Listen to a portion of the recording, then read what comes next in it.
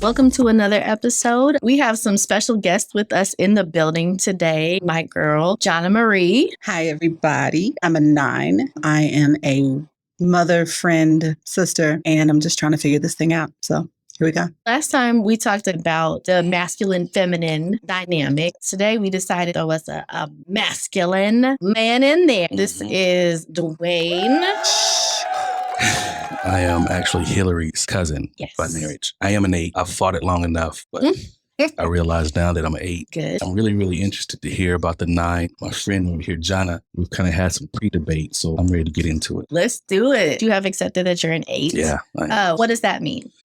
Tell us about 8. What does the accepting it mean, or what is an 8? What is an 8? What about an 8 are you like, oh yeah? Some people would say that I'm stubborn. I don't really agree with that. I'm very opinionated for sure. I think I'm a good listener, but if I got my mind made up, that's just what it is. That means I won't listen to you. Yeah. But there's nothing you're going to say that's going to change my mind. So you're just going to listen just to... I listen because I'm more interested to see your perspective. But just because that's your perspective, that means it's going to change mine. It's not about being my way. It's just my thought. People might take that as you being stubborn, hard-headed, know-it-all. I don't see any of that. Seen as intimidating? For sure. And that part of it, I really don't understand. In fact, I was on a conference call Tuesday. My boss, after the call, said the same thing. He said, you just kind of come across as intimidating, which I thought was odd. I think people mix intimidating with intense. I am intense, but intimidating, I don't see that. I think intimidating is a perception. Like someone has taken you in that way. So I don't think you can just say, I'm not intimidating. If you're intimidated, you probably are intimidating them, even though that's not your intent. I don't know why people would be intimidated, but I can understand if that's what they see. Yeah, that makes sense. 8s are more direct than some other types.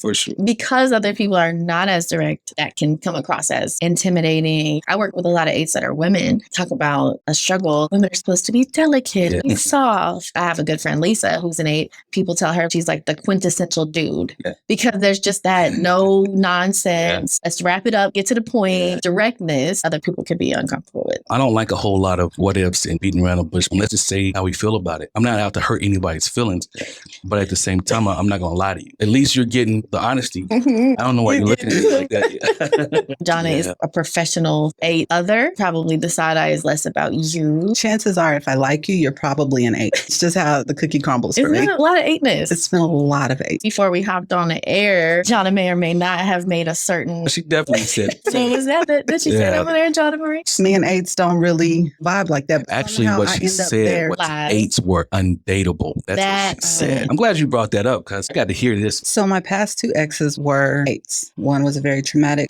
12-ish year marriage. And the other one was a year-long relationship. Some of these qualities that you just listed as being the shining stars of 8s are the very things causes us issues. Can we dig deeper in that? For instance, yes, please. Once you get your mind set that something is what it is, there is no changing it. It doesn't matter how many facts I put in front of you. Not you, 8s. I'm sorry. Let me not attack the man. I know, right? Like you looking right. My bad. And then you said when you listen to other people's perspectives, you're listening to see how they feel about it. I question that too. I feel like you're checking to see if they agree with what you're saying, unless they are a person you greatly admire. I feel that. I don't speak for all 8s. I do.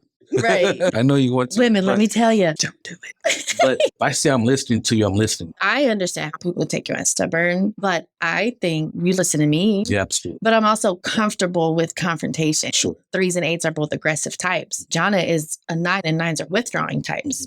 9s need some time away to go back and process it. And then I see that get taken wrong by the 8 because they think you're somehow being dishonest if you don't have the answer right now. Yeah. My brother-in-law is an 8, and that's what he said when I interviewed him about an 8 thing one time. I don't want you to come back and tell me later. Tell me now. Yeah, no, I get but that. I might not know right now. And I'm an 8. I take you for what you say. So when you say it to me, it needs to be what you mean. The only thing that I'm hearing is what you say. I'm not going to sit and try to figure out what you meant when you said this. You know, like, no, I'm taking it for what you said. The Enneagram, am I saying it right? Yeah. My cousin turned me on to that. The more that I've studied that, it's really helped me to try to be a little bit more considerate of the other numbers. Yeah. I don't understand all of them. Yeah. But I understand that they're different. Right. And I have to be more considerate that the way that person thinks and the way that person is withdrawn. I may need an answer right now, but I have to be considerate. Okay, she's a 9. She needs to go back and gather her thoughts. What advice would you give women that are dating an 8? Hold on, I'm looking Hold on for just a paper and second. pencil. I'm trying to One of the things that's probably been the bigger issue in my relationships is that I am who I am. I'm this way every day. Stop waiting for me to be something that you want me to be. You're waiting for me to be something that I'm not. And that gets in the way. You're waiting for me to be something that I'm never going to become. You don't believe me. Okay. That's how I take it. When I tell you that's what I mean, that's what I mean. That's who I am. I don't have to worry about, I said this. I don't have energy for that, man. I don't have time for all that. I hear the theme of believing. Yeah. Either I don't believe you if you're not being direct immediately, or you don't believe me when I say things. I know my 8s are going to want to hear about the circle of trust. Yeah, for sure. So that's a huge thing for 8s. Absolutely. Even people that have gone through the whole damn vetting process to get there and have earned your trust in every way doesn't mean they get in the trust. Absolutely 100% fact. When it comes to 8s, that's a huge factor. Yeah. We don't trust very easily. It takes a lot to gain that trust. Yeah. The flip side of that is that once you're in, you're in. That trust can be broken. If they break it, then or if it's mythically broken.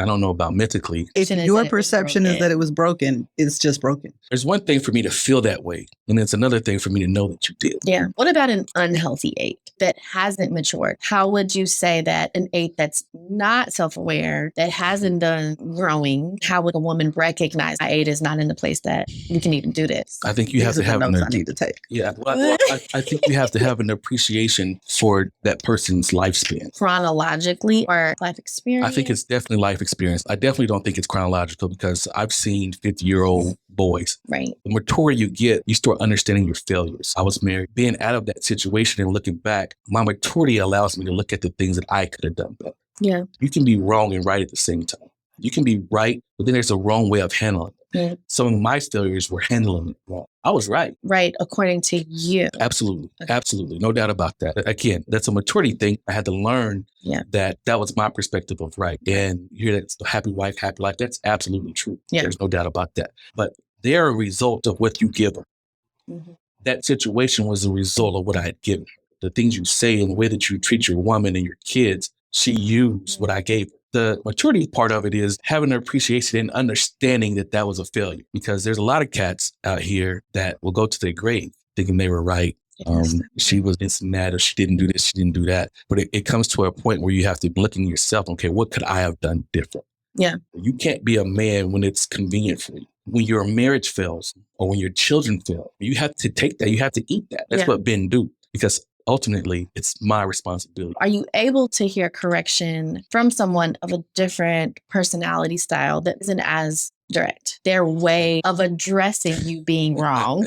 Good? Okay. What if they were taught that anger expressed directly is rude or disrespectful? Yeah. Because 8s don't feel that way. Mm-hmm. And honestly, it isn't true. Anger is just an emotion. It has to leave your body. Absolutely. The same as every other emotion, but probably the majority of people weren't raised that way. If the way that they are approaching you isn't as direct, are you able to hear correction? I am now, but I haven't always been. I was in a relationship and she was very non-confrontational, reserved, pulled back. And I think, no, we need to fight about this. You have to match my intensity. Yeah, let's get this. I feel a certain kind of way about this. If I don't care about you, I'm not going to even attempt the confrontation, because confrontation is just hard for me, period. But if I care about you, then I will fight it out with you. Yeah. Probably not going to start the argument, but if it's brought to me, I'll talk it out. It had to be a situation where I know that I was right. I had facts behind me. But again, it goes back to what you're saying, maturity, which is what we would call the spectrum of health. Mm-hmm. Other people can't make you more healthy. Yeah. I think losing somebody can. Yeah. Like, for sure. If somebody chooses to walk away, for sure. But I don't think someone can stick in it with you and make you. They can't ever get you there. Yeah. Even if you do, you're just placating that person for the time being. Absolutely. You said something a minute ago that for the first time stuck out to me about my past relationships with 8s. I think in both of those relationships, I was waiting on them to change. Yeah. I kept waiting on them to do something different than they had already shown me that they were doing. And in both situations, they proved to be exactly who they always had been. In your growth as a 9, what do you want to do moving forward that's different? Don't date 8s. There you have it, ladies and gentlemen. They are undateable. That's right. Something, Jonathan, that makes me think about, even though nines are the most disconnected from their emotion, they are. Anger is their strength at their core, the same way that eights is. The gift of anger. What's the gift of that, Jonathan Marie? The gift of anger is I can clip out of all of these classes. Listen, I know all these words, but I don't know the actual words. We went to a particular school and we're a little stuck up You about can't it. say the school. We went to class. Okay, School of school, Advanced man. Studies. Say the school, man. You They know? went to class. I think like School of you Advanced remember Studies. classing as being like what, elementary school or Yeah, something? yeah. You telling my age. Yeah.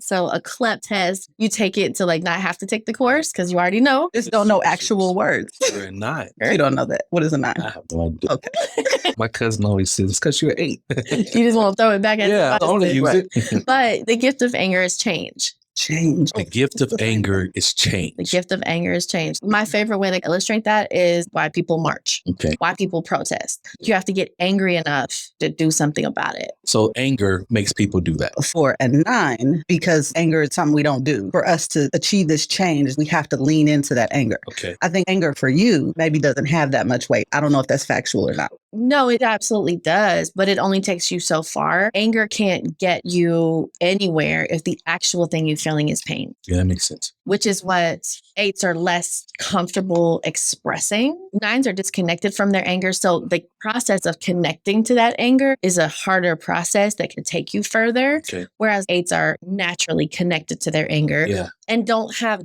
the judgment about anger that a lot of people have. I did an exercise with my clients one time where I had them list out all the beliefs that they have about anger. If you get angry, that means you are blank, mean, scary. One of the things that stands out to me to this day was uneducated.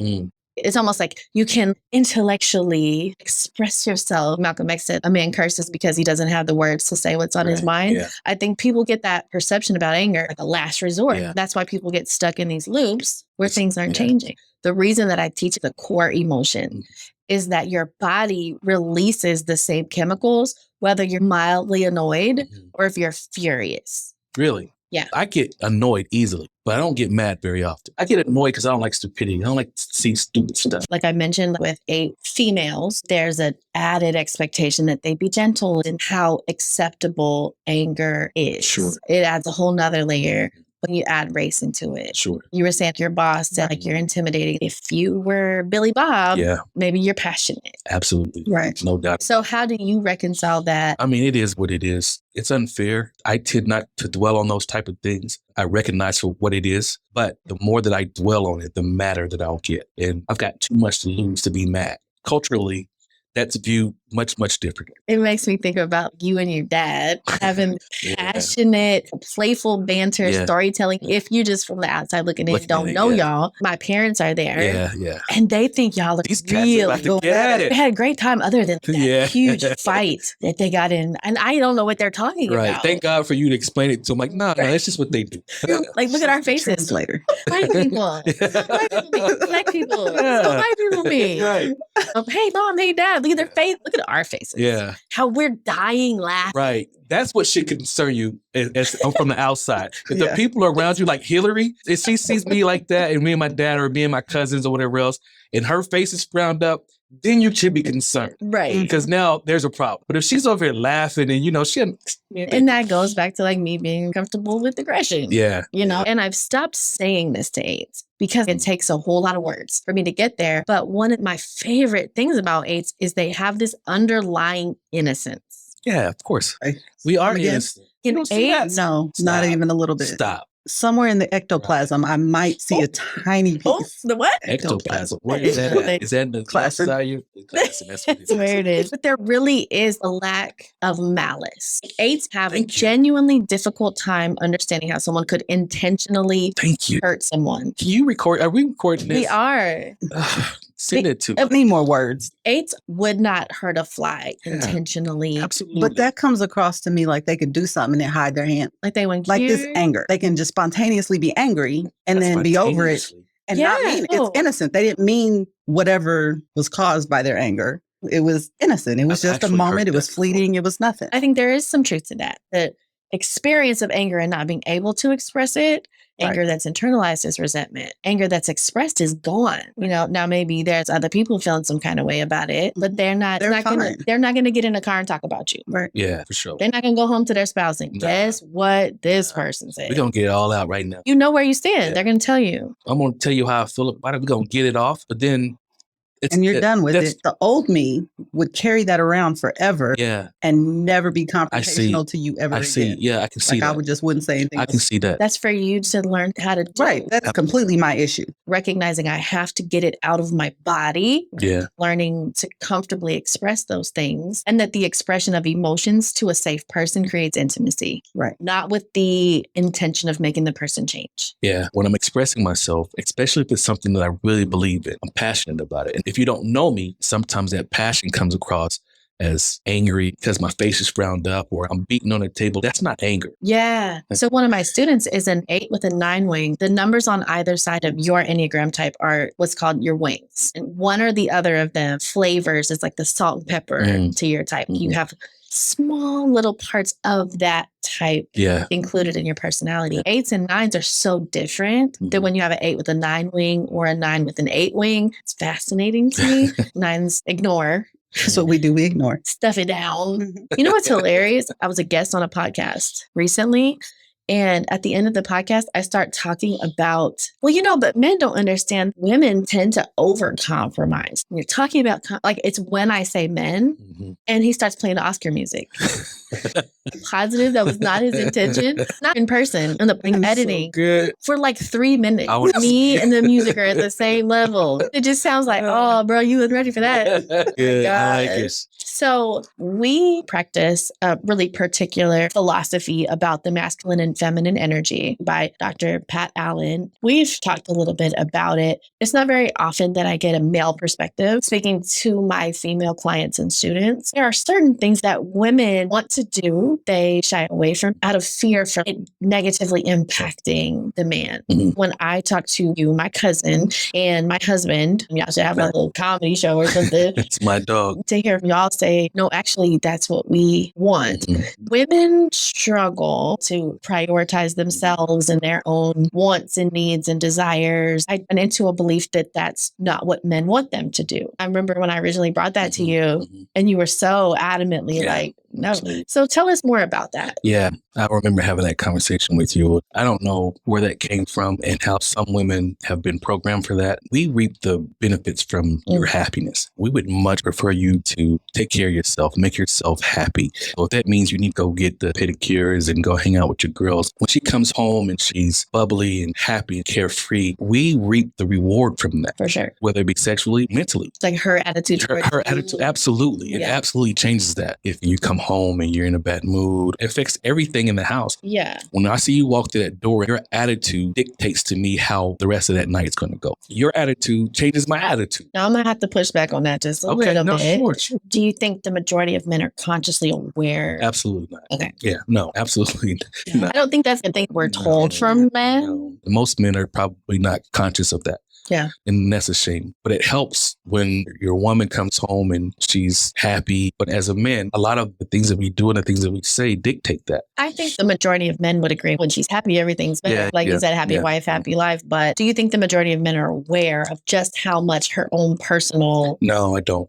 I don't think the majority of women know that. For sure. I think women would love to indulge themselves. In my experience of seeing such a variety of clients, one of my clients like, I just want to be out riding horses. To me, it's like, get my nails done, get my hair done, get a massage, get my eyelashes. But as women, the fear is that I'm taking something away from him. Yeah. He has to be trained in that to get to that level. It just changes everything. So whatever it takes you to get your happiness, please go get that. Me and my husband, like I said, that's your first cousin. Early on in our relationship, I would go buy myself something, clearance, and it would still be few and far between. Yeah. But I caught myself taking the clothes out of the bags and hiding the bags, like throwing the bags away. I recognize that's my stuff. Yeah. I have got to get over that. But it would feel like facing this really scary fear. Yeah. But I did, and I let it sit out. And my husband came home and he noticed it and he goes, oh my gosh, that's crazy. I was just talking to my counselor about this. want her to indulge herself. Absolutely. I'm like, oh my God. You're right. Like, if you as an individual partner are taking care of yourself, it is what's best for them. No, for sure. I just have a hard time to even imagine a man having a problem with a woman taking care of her. I think you got to get into the logistics of it. What if it's expensive? It could be simple stuff. For instance, when I was in a very unhealthy place, I'm home with the kids and the housework and the stuff all day. Yeah. You've been at work, you come home and you expect for me to be in a good mood. You want the house cleaned up, you want dinner cooked. End of the day, I'm tired. I'm not in the mood for sex. I'm not in the mood to talk. I'm not in the mood to hear what you're saying. I still got to clean up. I still got to get this laundry done. I still got to get baths to get these kids in. Like I got a whole litany of things to do. Mm-hmm. After that, you want me to give you myself to be in this mood and turn tricks and flip from the ceiling. And I had to get to the place for me that it's okay to step away and take some time in the evening for yourself. And that didn't cost any money. Right. Yeah. I had a friend the other day tell me I was doing laundry and I worked all day. And I leaned over to my husband and said, this is draining my sexual energy. And he's like, stop it. Don't do it no more. Don't do it no more. Whatever. I got it. What do you need? Yeah. So because we were talking about doing for yourself. Yes. It still has to be reasonable. But again, not according to me, it has to be reasonable, man. Come on now. Not my reason. Ain't spending no $20 on no trash. Like I said, what's reasonable to you doesn't mean it's universally reasonable. Do you know what goes in a trash can? Trash. Stuff that you don't want. I need you. Discarded stuff. Okay, I'm over it. No, you're not. You just got yourself worked up. Yes. Worked up over there. I'm over it. No, I know the men listening to this that absolutely with me though. I bet you that. If you are in a relationship with me, she's not anymore. Right. So you know how the story ends. You know how the story ends. Okay, I understand what you're saying. What's reason to me is not reasonable. I get that. $100 trash can, man. Come on. So I made the cardinal mistake of taking my husband with me to Target. Mind you, I was paying. So they rang it up and it came up to like $300. It's easy to do at Target. It's so easy. And he flipped out and I pretended like this is never a thing I've done. How much? That's what it costs to walk him to Target. Yeah, that's the fee at the door. My husband took off all of his stuff. I'm not paying this for this shirt. I'm getting these shorts. I'm getting these sunglasses. And I was like, you done? It's hard. It is not an objective measure of what's reasonable. That's an excuse. And for the record, right now, you are demonstrating exactly what I believe about AIDS. Okay. And why we don't splurge. I'm going to let you have that about what's reasonable to me and what's reasonable to, okay. The original question was a woman indulging. Does it have to fall within the bounds of what you deem as reasonable? No, it just has to make sense. To you. No, stop saying that. We already took a poll. We're using the example that I use. We've already taken a poll. And even to you guys. Then does it make sense to spend $200 on a trash can? Upsetting to you doesn't mean it wouldn't be upsetting to a whole bunch of people. Else. How you feel about it is valid. Mm-hmm. Where it crosses the line is when we start saying what's universally acceptable. There is very little in our culture that is universally unacceptable. Murder, for the most part. But there are exceptions to that where it's justified. I agree. There's very little that is universally not okay. Yeah. It isn't dismissive to say to you. That doesn't mean only to you. The part about it that matters is that it makes no sense to you. You had thoughts about it. You had emotions about it. You stand in your power when you say, I think, I feel. I get it. This is upsetting to me. There are two parallel, equally accurate, subjective realities, not objective. That's fair. I need to be able to express mine. Sure. And I give you the right to express yours. And they aren't in conflict with each other. Mm-hmm. This is my experience and this is your experience of the same exact event. So what happens when it doesn't make sense to me, but it makes sense to her? John and Julie Gottman have researched relationships and can listen to a conflict discussion for 15 minutes and predict with 94% accuracy if they'll be together or not in 5 years based on 4 factors. They have it down to a science across cultures, financial backgrounds, countries, heterosexual, homosexual relationships. These principles are universal. 69% of problems in a long-term relationship are fundamentally unsolvable. What we call perpetual problems. What percentage? 69%. Are unsolvable. Unsolvable. Okay. It's ironic it's that number. Because 69 solves a lot of stuff. It's a whole nother. It solves a whole lot 69, of things. just do something else. Okay. I'm just Go back to your point. Fundamentally unsolvable. That sounds like a high number to me. It is a high number. It does. But the answer is right there in the question. I think so. I think that, yeah. I think you're right. taking this That's an whole easy somewhere fix. Sounds valid to me. It is a high number. That's the part about relationships nobody taught us about. The idea is not always to solve the problem. I agree with that 100%. Everything didn't have to be fixed. So if, let's just round it up, 70, Let's call right? it 70. No, I'm Let's just call it sticking what with we want to. 69. Did y'all hear that? She's single. Yes, she is. There. Just Not if you're for at 8. Facts. True. They are undateable. We Yeah. made that clear. But rounding it for conceptualization purposes, sorry, John and Marie, if 70% of the problems in a relationship cannot be solved, if the goal is not to solve it, what is the goal? The goal is always to compromise. Compromise is still a way to get to one particular answer. What if it wasn't to get to one answer? I don't want to drive on a bridge that's compromised, and I don't want to live in a marriage that's compromised. 69% fundamentally unsolvable, perpetual problems that resurface over and over and over and cannot be solved is the only way to deal with it to then come to the termination of the relationship. I would hope not as a man. Let's take it back to the masculine feminine. Mhm. I believe that you have signed off on these things. My husband absolutely has. There are 3 top things men need, and everything else is negotiable. Sex, in no particular order. Mhm. John and Marie, you got the other one? I said sex. You did. I claimed that one. A woman that It's well kept. is well kept, Mhm. that takes care of herself. Mhm. And the third one being respect. Yeah. If the trash can doesn't Mhm. violate any of those, Mhm. It's not worth getting divorced over. it's not worth getting divorced over, but we disagree. Yeah. And we will not agree. Ever. Ever. So what do we do with that? We had a trash can that cost $200 sitting in my kitchen. That was part of the divorce decree. I'm keeping the trash can. You can have the TV, the bed, and everything else, but I'm keeping this damn trash can. The kid, All that. Y'all can have. Your Honor, what do you want, Mr. trash Stevenson? I just want the trash can. What do you mean? I just, you have to be there, Your Honor. I want the trash can. level. Well, you can take whatever you want to. And she did. She took the nails out the wall.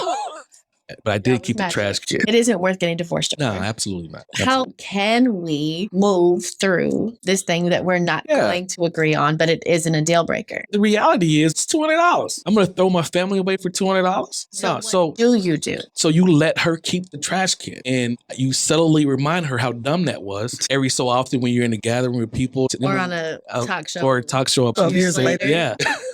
I'm kidding. You're not. I'm No, not. 'cause I that's mean, reality. I That's real absolutely life. meant it. You brought this up earlier. I have no patience for ignorance. Yeah. This is just dumb. This is dumb. What if instead it was something that upset you Mhm. and you expressed it to her, this upsets me, instead of this is dumb? Yeah. Universally. Do you That see I the could difference? absolutely. I could have handled that differently. I hear you, but I Mhm. still think we don't have a universal understanding of what to do with the perpetual problem. Yeah. The Gottmans talk about dreams within conflict. And this is the idea that if there's something that we keep butting heads on, Mhm. there's probably something underneath it Sure. that matters to me in some way. I absolutely agree with that. You ain't even really caring about the trash can. You know that. Yeah. But you have to accept that's what it is. There's a reason Yeah, that for she sure. bought it. For sure. And there's probably a dream underlying that. For example, and I'm totally making this up, I don't even know her. One day I'm going to walk into a store and I'm going to buy the thing I see no matter what.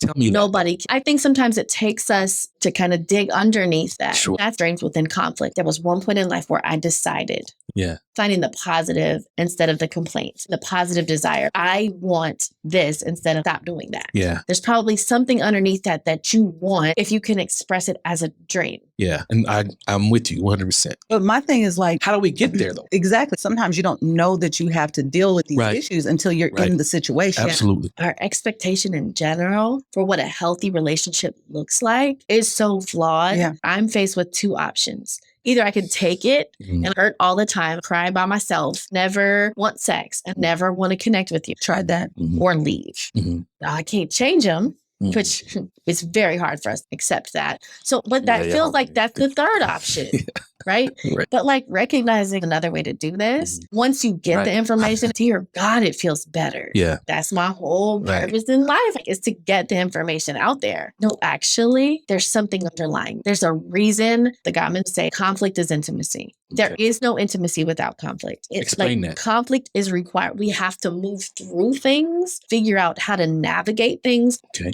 We have to manage our conflict. They call it managing conflict instead of solving it. We have to learn what the 4 things that you do in an argument that start you down the path to divorce. What's called the 4 horsemen. Oh, yeah. What are these 4 things? I'm curious. So the first one is criticism, an attack on who you are. Okay. You are stupid. Rather than I have an issue with this particular thing, I have this issue with you as a person. The character assassination. Yeah. That's criticism, followed by the second horseman, which is defensiveness. I'm blameless. I'm the victim here. How could you?